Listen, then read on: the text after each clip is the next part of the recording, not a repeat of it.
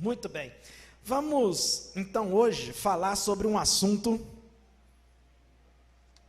que quem está nos assistindo aí já tem o tema, né? Já fica escrito logo embaixo aqui assim, onde eu estou, mas você que está aqui ainda não ouviu. O tema é o homem que semeou no deserto. O homem que semeou no deserto. E é no deserto mesmo, não é numa parte verde, onde tinha água, que ele semeou, não. Ele semeou no deserto. Para pensar, ou ele é maluco, ou ele é esse homem que nós vamos falar hoje. Para os irmãos terem uma ideia, nós temos um pedacinho de terra aqui em Paraupeba. Irmãos, Paraupeba parece que fica mais perto do sol. Lá tem um sol para cada pessoa, não tem economia de sol, é sol à vontade mesmo. Faz um calor, quando aqui está chovendo e frio, lá está quente, o sol está queimando. É uma coisa terrível. E aí, quando a gente pensou assim, vamos plantar alguma coisa aqui. E a gente plantava, e a gente só ia final de semana, né? Até hoje, só vamos final de semana. E aí, quando a gente plantava, na outra semana estava morto, estava seco. Porque não dava tempo do negócio pegar força, porque o sol da semana era terrível. Aí a gente combinou de alguém molhar lá para a gente, para facilitar o processo. Mas mesmo a pessoa molhando, as coisas ainda morriam. Então, para os irmãos terem uma noção, eu ganhei 3 pés de abacate, já pequenininhos assim, de 40 centímetros. Os 3 morreram e reviveram umas 5 vezes já. E agora que já tem mais ou menos, mais de um ano, né? Tem mais de um ano que eles estão plantados, eles devem ter em torno de 80 centímetros. Não pega a força. Agora com a chuva cresceu mais, né? Que tem uma temporada de chuva, e aí ele começou a crescer mais. Agora imagina num total deserto. Deserto mesmo. Estou falando de deserto, areia e pedra. Para pensar. Antes de entrar aqui especificamente no assunto, eu vou dizer o que aconteceu no dia 2 de janeiro. 2 de janeiro desse ano. Houve um jogo, um super jogo, né? Que foi um jogo da NFL lá nos Estados Unidos, em que tivemos 13 milhões de pessoas assistindo às transmissões e também no estádio estava lotado, ao vivo, tinha uma multidão de pessoas. Os ingressos, ele custa, eu não assisti os jogos, mas eu fui saber quanto que eram os ingressos lá. Se fosse barato, talvez eu até entrava, né? Quem sabe? Mas o ingresso é muito caro. Os ingressos custam em torno de $4.000. Cada ingresso. E o estádio estava completamente lotado. E para as pessoas assistirem às transmissões, lá não existe um sistema pirata, igual aqui no Brasil, que você... tem aquele sistema pirata e você assiste qualquer canal, qualquer transmissão que você quiser. Lá não, você tem que pagar a mensalidade para assistir os jogos. Ou você pode comprar um jogo específico. Você entra lá e digita seu cartão de crédito e compra aquele jogo. Então, por isso, esses números são reais. Tinha em cerca de 13 milhões de pessoas assistindo aquele jogo naquela manhã. Só que eles não sabiam que Deus tinha um plano diferente para aquele jogo daquela manhã. Depois uns podem pesquisar sobre isso. Apesar de os 13 milhões de pessoas terem pagado para assistir um jogo de beisebol, Deus tinha um plano diferente. Um jovem de 24 anos, jogador do time, chamava Damon Hamlin. Esse jovem teve uma parada cardíaca aos 15 minutos do jogo e veio a falecer no meio do campo, onde todas as câmeras estavam voltadas para aquele jogo e para aquele jovem, e todas as pessoas estavam assistindo um jogo, mas Deus escreveu um histórico diferente para aquela manhã. E eles começaram então a fazer uma reunião de oração ao redor daquele jovem. Os jogadores mais milionários e ricos e poderosos dos Estados Unidos, que ganhavam os maiores salários do mundo no setor de esportes, se rodearam aquele jovem e começaram a fazer uma sessão de oração. Um momento como este, não importa se você tem dinheiro, muito ou pouco, não importa se você é político ou se você é um cidadão comum, você vai curvar os seus joelhos para orar. Quando você está diante da vida e da morte, não importa a distância, não importa as diferenças, não importa as circunstâncias, você vai dobrar os seus joelhos para orar, porque somente Deus pode agir num momento como este. Não tem médico bom ou ruim, não tem recursos, muitos ou poucos, que vão fazer você buscar outra alternativa a não ser orar. Assim, 13 milhões de pessoas que estavam assistindo um jogo se voltaram à oração naquela manhã. Sabe, nós aprendemos algumas coisas aqui. Primeiro, que não importa os recursos, diante da vida ou da morte, você vai se curvar para orar. Não tem outra. Segundo, que não importa as leis que o Estado faça para te afastar de Deus. De repente é proibido ler a Bíblia nas escolas, leis que é proibido chamar menino de menino e menina de menina. Agora nós temos que chamar de meninix. Que o Senhor te repreenda, Satanás.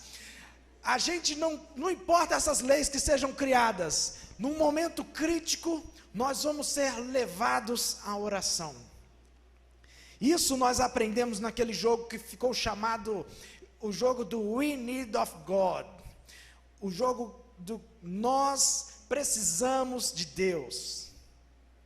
E é esta a nossa realidade. Nós todos saímos de casa hoje para ir assistir um culto, para ir na igreja, aprender mais sobre Deus, mas no final das contas, todos nós precisamos de Deus. É isso que nós precisamos. Nós não precisamos de dinheiro, nós não precisamos de saúde, nós não precisamos de amizades, nós não precisamos de relacionamentos, nós não precisamos de nada.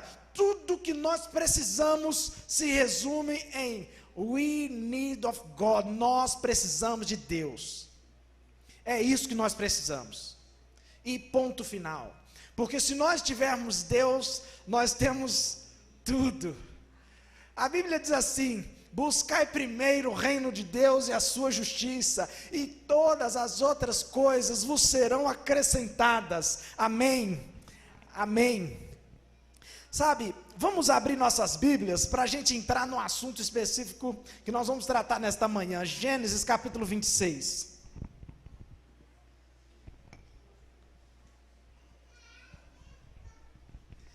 Gênesis capítulo 26, a partir do versículo 1 diz assim: sobrevindo fome à terra, além da primeira que houve nos dias de Abraão, foi Isaque a Gerar, avistar-se com Abimeleque, rei dos filisteus. E apareceu-lhe o Senhor e disse: não desças ao Egito, fica na terra que eu te disser. Vou parar aqui. Não, vamos ler até o 5 e depois a gente vai esmiuçando cada um aqui. Habita nela e serei contigo e te abençoarei, porque a ti e a tua descendência darei todas estas terras, e confirmarei o juramento que fiz a Abraão teu pai. Multiplicarei a tua descendência como as estrelas dos céus, e lhe darei todas essas terras. Na tua descendência serão abençoados todas as famílias da terra, porque Abraão obedeceu a minha palavra e guardou os meus mandamentos, os meus preceitos, os meus estatutos e as minhas leis. Amém. Sabe, aqui, Abraão, ou melhor, Isaque, Abraão já tinha morrido. Agora Isaque estava no mesmo lugar em que estava Abraão aproximadamente 95 anos atrás. Imagine que Isaque ainda não tinha nascido quando isso aconteceu com Abraão. Ele estava passando pela região de Betel, onde ele fez o altar de Betel, e houve fome naquela região, e a decisão de Abraão foi: vou para o Egito. O Egito era um centro, um polo, tanto de pessoas como comercial, como de agricultura, era um centro onde tudo acontecia. É como os jovens falam, o Egito era o fluxo, entenderam? Era o flow. E aí, o que Abraão decide? Vou para o flow. Vou para o fluxo, é lá onde está fluindo as coisas. Então é para lá que eu vou. E ele foi. Mas não foi uma decisão de Deus, não foi Deus que mandou ele ir para lá. Deus mandou ele ir para a terra que mostraria. E o primeiro lugar onde Deus mostrou para ele era Betel. E era para ele permanecer em Betel. Mas ele decide ir para o Egito.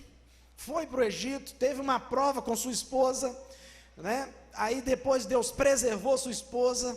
E ele volta de lá com um presente chamado Agar. Um presente de grego, né? Um presente... Os irmãos já entenderam. Um presente, vamos chamar isso de presente. E aí ele volta com esse presente. E desse presente houve uma geração de inimigos do povo de Deus. Tudo porque ele decidiu agir fora da vontade de Deus. Primeira coisa, nós precisamos entender que nós precisamos estar exatamente dentro do propósito de Deus, porque o lugar mais seguro do mundo é quando você está dentro do propósito de Deus, porque Deus vai te proteger para proteger o propósito dele. Não, os irmãos não estão entendendo. Lá em Romanos capítulo 8, versículo 28 diz assim: todas as coisas contribuem para o bem daqueles que amam a Deus, para os que são chamados... Hein? De acordo com o seu propósito. Veja, então, se todas as coisas contribuem para o bem daqueles que amam a Deus, daqueles que são chamados para o seu propósito, então se você está exatamente no propósito de Deus, todas as coisas vão contribuir para o teu bem. Deus vai se levantar contra os seus inimigos, Deus vai lutar suas batalhas, Deus vai curar o seu corpo, Deus vai fortalecer você na velhice, porque você estará dentro do propósito de Deus, e Deus vai te proteger para defender o propósito dele. Está entendendo? Porque os propósitos deles não são frustrados, está escrito. Se os propósitos dele não são frustrados, se o inimigo tentar algo contra você, ele vai te proteger para que o propósito dele aconteça. Então o melhor lugar do mundo é estar dentro do propósito de Deus. E Isaac era filho de Abraão, um homem que experimentou muitas coisas, um homem que vivenciou muitas coisas, inclusive o sacrifício que Abraão foi fazer do filho. Era esse Isaac aqui que estava lá deitado, não era outro Isaac, era esse Isaac aqui, que vivenciou a angústia do pai, o sofrimento do pai em caminhar em direção àquela montanha, em montar o altar, e depois deitar o próprio filho sobre aquele altar, amarrar as mãos do filho, e ele mesmo, esse mesmo Isaac, deu as mãos para o pai, e o pai amarrou as mãos, o pai levantou o cutelo diante desse filho, essa pessoa aqui. Então ele não era só uma pessoa comum, ele era uma pessoa que vivenciou experiências únicas, e agora ele estava no mesmo lugar que estava seu pai, e veio a fome na mesma terra que esteve seu pai. Agora ele já tinha uma experiência, a experiência dele era que seu pai foi para o Egito, e ele pensa assim, também vou para o Egito. Mas aí Deus aparece para ele e fala assim, olha, fica aqui, não vai para o Egito. Fica aqui que eu vou te abençoar, assim como eu abençoei Abraão. A promessa que eu fiz para Abraão, inclusive, ela está no capítulo 22, versículo 16. Olha a promessa que Deus fez a Abraão. Jurei por mim mesmo, não só uma promessa, mas um juramento, né? O próprio Deus fez um juramento. E a Bíblia não repete outro juramento, sabia? O único juramento de Deus para um homem é esse com Abraão. Olha que coisa. Jurei por mim mesmo, diz o Senhor, porquanto fizeste isso e não me negaste o teu único filho, deveras te abençoarei e certamente multiplicarei a tua descendência como as estrelas dos céus e como a areia da praia do mar. A tua descendência possuirá a cidade dos teus inimigos, e nela serão benditas todas as nações da terra, porquanto obedecestes a minha voz. Até aqui, se Isaac começasse a fazer uma retrospectiva, ainda essa promessa não tinha se cumprido, porque Isaac era o filho único de Abraão, um homem que já estava morto. Então, como é que ele seria uma grande multidão? Isaac não tinha filhos, ele já era casado, mas não tinha filhos. Como é que Deus estava cumprindo essa promessa? E não só promessa, esse juramento. Tudo bem que ele era próspero, mas houve fome na terra. E se houve fome na terra de uma pessoa que é agricultora, o que está acontecendo com ele? As pessoas que fazem investimentos em ações, essa semana teve a pressão bateu lá em 28 por 18, a pressão foi essa semana. Quem investiu em Marisa, né? Marisa, estava 20 e poucos reais, ela baixou para menos de R$1, num único dia. Então imagina a pressão da pessoa. É assim, o agricultor, a pessoa que é do campo, na hora que tem uma seca e fome na terra, é como se isso acontecesse. Olha, eu tenho 500 sacas de trigo, eu tenho 500 sacas de cevada, tem meus animais, e nós estamos numa boa. De repente vem a fome na terra, a seca, os animais vão comer aquele grão, as pessoas também vão comer, e pronto, e aí? Aí acabou, aí vai morrer, entendeu? É isso que estava acontecendo com Isaac. Eu só tenho isso e quando acabar eu vou morrer. Lembra daquela viúva que foi sustentar Elias? Eu só tenho um punhadinho de farinha, nós vamos comer e morrer, porque tem fome na terra, se plantar não vai nascer, não tem água nem para aguar, então nós vamos morrer. Assim estava Isaac. O que ele tinha de promessa diante dos olhos dele era o quê? A morte. Vou viver alguns dias e vou morrer. Essa é a promessa diante dos olhos dele. Mas agora Deus apresenta uma promessa para ele ouvir. Uma vez eu falei isso e acho que nem todos ouviram, então vou repetir para vocês. E você também que está nos assistindo. A fé, ela se comunica com o sentido humano. E nós temos quantos sentidos? 5. Quais são eles? Visão, a gente sempre fala visão primeiro, né? Visão, audição, olfato, paladar e tato, certo? A fé é um item bíblico e divino que se comunica com qual deles? Só com um, só com audição. A fé só se comunica com audição. Não importa o que você está vendo, não importa o que você está sentindo no seu paladar, não importa o que você está tocando, não importa o que você está cheirando, a fé só vai se comunicar com o que você está ouvindo. A Bíblia diz assim, a fé vem pelo quê? E o ouvir o quê? A palavra. Vocês estão aprendendo rápido, hein? Então é isso, a fé vem sempre pelo ouvir, e todas as vezes que Deus fala, se você crê no que Ele fala, então os seus olhos vão ver o que Ele falou, o seu paladar vai sentir o que Ele falou, as suas mãos vão tocar no que Ele falou, glória a Deus, sabe, é isso, quando você crê no que Ele fala, então aquilo se materializa, e os outros sentidos começam a perceber o que você ouviu. Então Isaac, ele entra no modo fé, ele olha e vê só a seca, ele vê a fome na terra, mas ele decide obedecer. Ele via que no Egito estava tudo certo, e que lá era um lugar ideal para ele ir, mas ele ouvia que era para ele permanecer numa terra onde tinha fome, e ele decidiu permanecer. Aqui diz assim, fica na terra que eu te disser, habita nela, e eu serei contigo e te abençoarei. Sabe, muitas vezes nós estamos diante de um dilema como este, um projeto falido, que você olha e fala, isso vai dar errado, isso não tem como dar certo, mas foi Deus que falou, não, mas está tudo indicando que vai dar errado, não tem como isso dar certo, aí você se aconselha com um ou com outro, mas esse um ou outro também não está sendo movido pela fé que vem pelo ouvir, ele é movido pelo que vê. Então como é que é o julgamento que ele te dá? Isso vai dar errado, não entra não, como diz o baiano, né? Se você não tiver a instrução do profissional, não entra não. E aí o profissional que está vendo as coisas, fala para você não fazer mesmo. E você fica diante de ser movido pelo que você está vendo ou pelo que você está ouvindo. Alguém já teve numa situação como essa? Ou só eu já tive assim? O momento em que você vive, ou você vive a promessa, ou você acredita no que está acontecendo, no que você está vendo diante da sua vida. Isaac estava nessa encruzilhada. Tudo indicava que ia dar errado, fome e morte. Mas ele falou, não, mas Deus falou para mim ficar.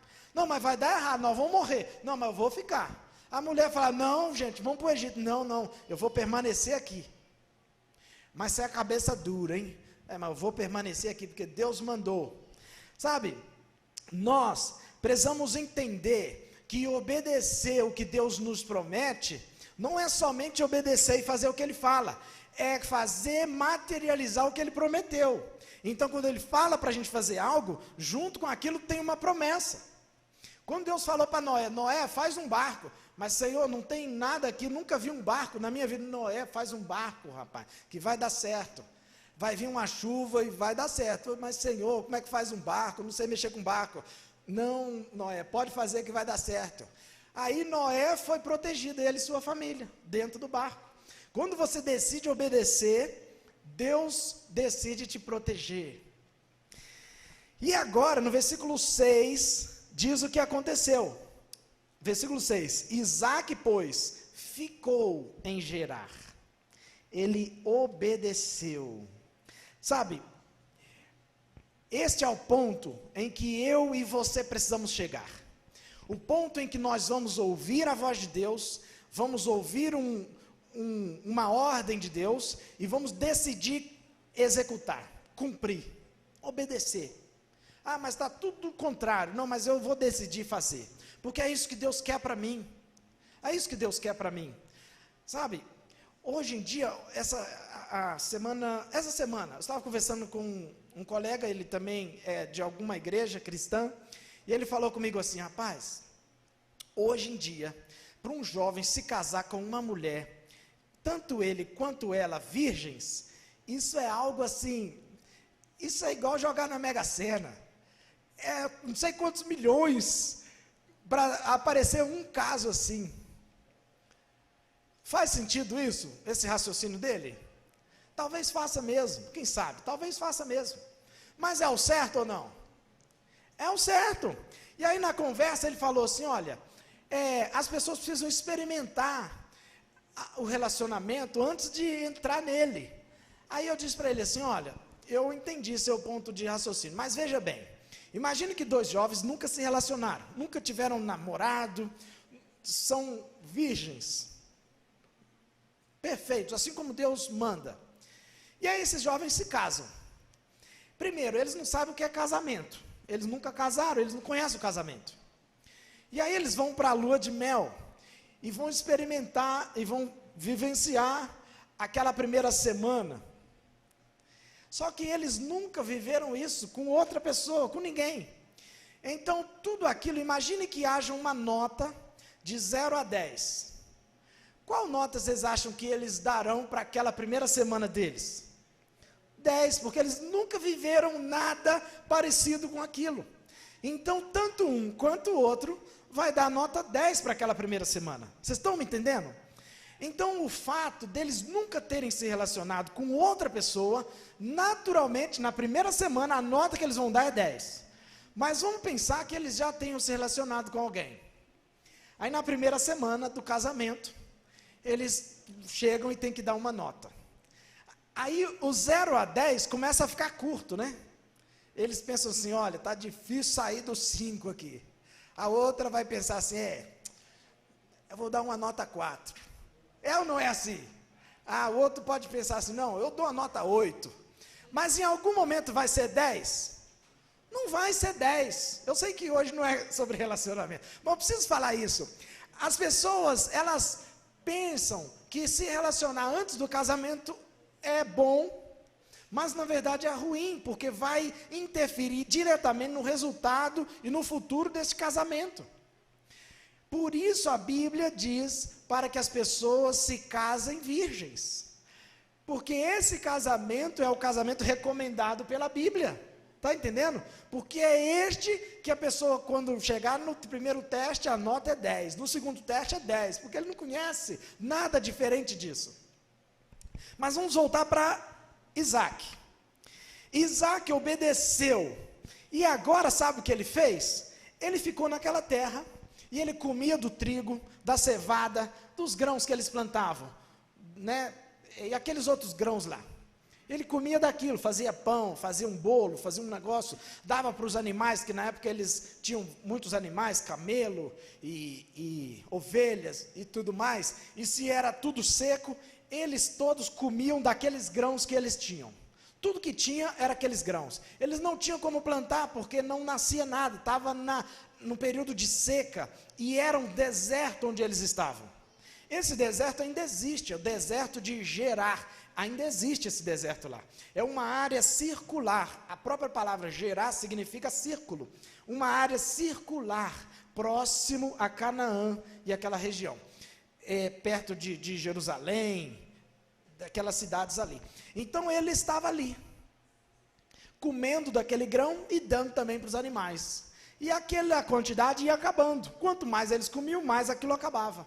Sabe o que Isaac decidiu?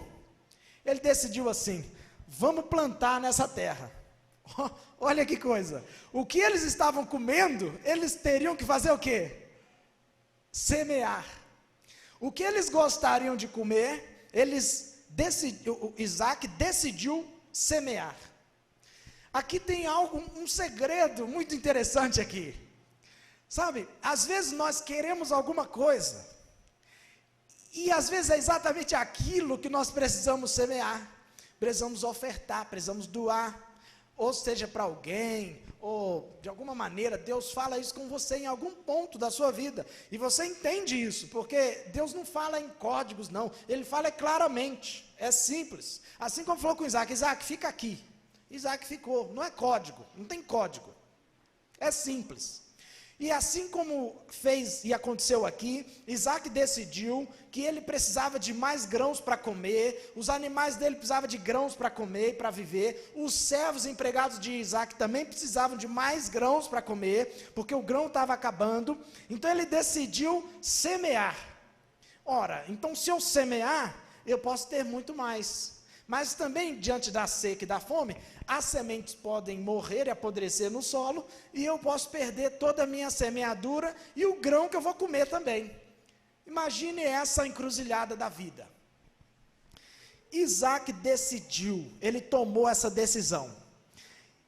Os grãos que era alimento dele e dos seus servos, seus funcionários e dos seus animais, ele decidiu semear. Imagine ele chamando todos os servos e os seus associados e fala assim: pessoal, hoje nós vamos começar a semeadura. E aí cada um, nós vamos plantar de 30 em 30 centímetros, nós vamos plantar tantos grãos, vocês vão plantar cevada e esse grupo aqui vai comigo que nós vamos plantar trigo. Seria uma loucura ou não? Irmãos, quando você vive, se você entrou naquela porta ali para cá hoje, só de você fazer isso já é uma loucura, porque hoje o pessoal está acordando tarde, tem gente que tem emprego, está trabalhando, você abandonou essas coisas e está aqui hoje. Então, para viver o Evangelho, a Bíblia diz em Romanos que é loucura para o mundo, o Evangelho é loucura para o mundo. Então, para você viver isso, você está vivendo uma loucura. Agora, imagine que está numa fome, uma seca, você só tem aquele grão e você pensa assim: não, em vez de eu comer ele, eu vou semear na seca, na terra seca, na areia e na pedra. Irmãos, eu nunca fui, mas eu ainda vou, tenho essa vontade de ir, e eu ainda irei lá, nessa região, Jerusalém, algumas cidades de Israel, eu ainda vou fazer essa viagem, em breve. Eu ponho umas metas, vai que, eu não vou falar quando não, mas eu vou logo. E aí, eu vou ver essa terra de perto, mas eu já vi muitas pessoas que foram e fazem vídeos, né, e mostra como é na prática. Lá é uma terra amarela, da cor desse piso aqui, ela é pedregosa, é como se fosse uma pedra moída, tipo um cascalho, Delvino, tipo um cascalho, amarelo assim, e tem umas pedras mesmo, e aqueles matos que dá no deserto, aqueles matos secos, é aquilo que tem lá. Não tem sombra, árvores com sombra, essas coisas. Não tem, é o deserto total. E eu imagino que Isaac começa a pegar as ferramentas e os seus servos, empregados, todos espalharam naquela região e foram plantar.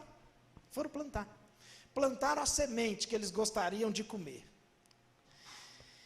Irmãos, esses grãos eram os últimos grãos que eles tinham, porque eles não tinham uma plantação para colher depois. A pessoa que é agricultor sabe, é assim, eles plantam, aí o que eles colheram, eles vão comendo, e aqueles que estão crescendo, depois eles vão colher e vai plantar de novo, e aí eles vão comendo aqueles que eles colheram, entenderam? É sempre um processo cíclico, é um ciclo, vai obedecendo um ciclo. Mas Isaac rompeu o ciclo, não tinha plantação para ser colhida, ele só tinha o grão que já estava colhido. Então ele decide pegar do grão que já estava colhido para plantar novamente. E até o momento em que aquilo ia dar de novo, havia um período de espera. E esse período de espera poderia ser maior do que a duração das sementes que eles possuíam. Entenda que é algo, porque você pode pensar assim, não, ele plantou, mas tinha para comer. Não, ele estava plantando o que ele iria comer. Ele estava plantando pela fé, exatamente acreditando que aquilo ia prosperar e que ele ia ter para comer, porque se não produzisse, ele ia morrer, e toda a sua geração. Era essa a situação que ele estava, sabe? Ele estava plantando o que ele gostaria exatamente de comer, era assim. E agora, olha o que acontece. Olha o que acontece aqui. Isaac semeou naquela terra, e no mesmo ano recolheu 100 vezes mais, porque o Senhor o abençoava. Enriqueceu-se o homem, prosperou e ficou muitíssimo rico. Possuía ovelhas e bois e grande número de servos, de maneira que os filisteus lhe tinham inveja. Amém? Isso aconteceu com Isaac. Ele plantou e Deus prosperou Isaac. Lembra no início que eu disse? Às vezes você tem um plano, Deus tem outro. Aquele povo, aquela multidão de pessoas que decidiram assistir um jogo, Deus preparou para eles assistir uma sessão de oração. Isaac planejou ir para o Egito. Deus planejou que Isaac permanecesse em Gerar. De repente você tem um plano, mas Deus pode ter outro para você. Mas saiba que Ele não esconde, e Ele não fala em códigos. Se você talvez está em dúvida, Senhor, eu ainda não entendi exatamente o que o Senhor deseja para mim, fala com Ele, e Ele vai falar claramente com você. Uma vez eu estive numa cidade chamada São João del Rei, e trabalhei lá por 60 e poucos dias, sem vir em casa. E aí quando eu voltei em casa, eu era jovem ainda, eu tinha 15 anos. Aí quando eu voltei em casa, eu deveria voltar lá no mês seguinte, no terceiro mês. Mas quando eu estava em casa, por algumas razões pessoais, eu não poderia voltar lá de forma muito simples. Eu teria algumas dificuldades para voltar na cidade. Mas eu precisava muito voltar. Então, eu orei a Deus. Desse jeito, aqui que eu estou dizendo para os irmãos, falei, Senhor, eu preciso saber se eu volto ou não, o que eu faço? Foi isso. Só que eu orei isso por várias vezes, e por algum tempo eu estava ali no quarto, e eu falava, Senhor, eu preciso que o Senhor fale comigo claramente. O Senhor sabe que eu não gosto de códigos, de coisas complicadas, de ter que interpretar coisas, eu não gosto disso. Então não fala assim comigo que eu não vou entender. Fala simples comigo, mas claramente, por gentileza, que para o Senhor não é difícil, para o Senhor nada é difícil, então seja simples comigo, e fala para mim, ir ou não ir, que eu preciso ir, o Senhor sabe, mas eu estou com umas dificuldades aqui, pode ser que eu não deva ir, o que o Senhor me fala? E eu falei também assim, Senhor, o Senhor sabe também que eu não gosto de fechar a Bíblia, orar e abrir e ler. Eu não gosto disso, o Senhor sabe, o Senhor me conhece, eu não tenho esse hábito. Mas hoje eu vou abrir uma exceção, e vou abrir a Bíblia e o Senhor vai me mostrar um versículo claramente para mim. Só hoje, é uma coisa que eu não gosto, mas hoje vai ser desse jeito. Combinado? Então tá bom, vou fazer agora. Abri o olho e abri a Bíblia. Sabe como apareceu? Apareceu aquela mensagem que Deus enviou para o profeta, que falava assim: pelo caminho de onde viestes, não tornarás a ir. Eu falei, oh, glória a Deus. Aí eu fiquei emocionado, eu chorei e falei, Senhor, não precisava ser tão claro, não precisava ouvir tanto assim minha oração. Quem sou eu para o Senhor ouvir minha oração? Não precisava disso, mas eu agradeço o Senhor ter me falado. E não voltei, nunca mais fui naquela cidade. Nunca mais. Então Deus, ele é assim. Se de repente você não entendeu, de repente você já é, né, uma pessoa madura e passou sua vida tentando entender o que Deus quer para você, fala com ele, fala, Senhor, fala claramente comigo, eu não estou entendendo nada, eu vou na igreja a vida toda e até hoje eu não entendi nada, fala para mim assim, ó, faz isso ou faz aquilo, fala igual o Senhor falou para Isaac, ficai aqui e eu te abençoarei, fala assim. E Deus vai falar com você, e você que Deus já falou, e você não está obedecendo, decida viver dentro do propósito de Deus, porque este é o lugar mais seguro do mundo, amém?